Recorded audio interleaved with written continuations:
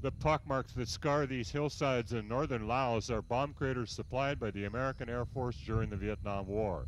The secret, dirty little war that plagued Laos during the Vietnam era is still terrorizing the nation. The countryside is literally an explosive carpet ready for any victim. And it's not only the Americans that are to blame. American, Chinese, Russian. It's laying in people's back gardens, along the roadside. It's everywhere. The 9-year air war has given Laos the distinction of being the most heavily bombed nation in history. The United States flew over 500,000 missions across Laos, the equivalent of one bombing run every 8 minutes, 24 hours a day for 9 years. The populations of entire provinces were forced to abandon their villages and farms to burrow themselves into caves to escape the deadly constant onslaught from the skies.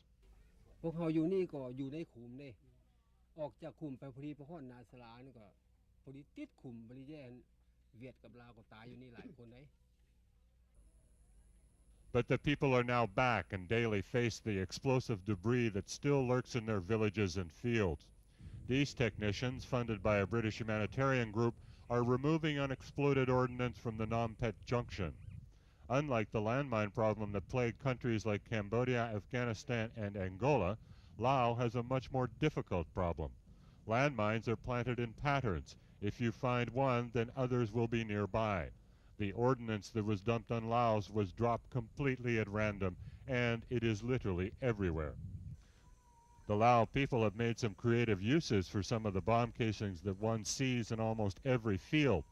The stilts that are supporting this house is an example of one of the more imaginative.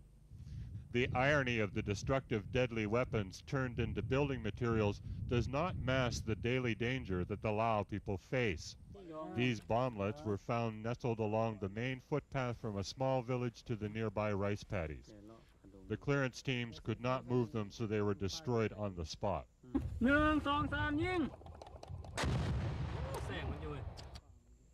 The sound of bombs going off is a noise that is heard every day, 4 or 5 times a day.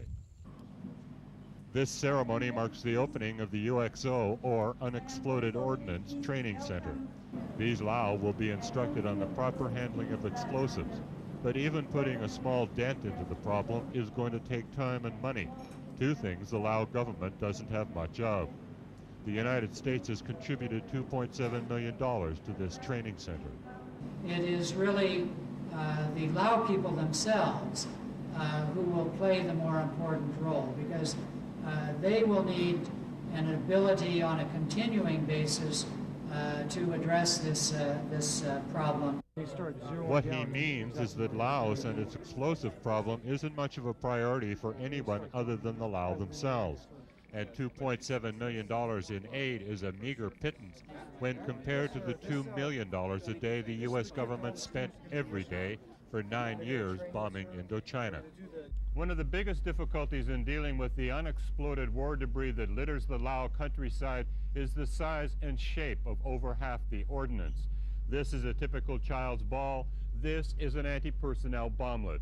There are more of these in Laos than there are of these.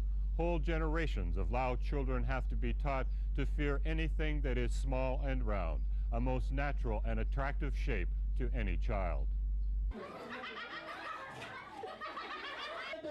These Hmong children and their parents are being entertained by a community awareness team.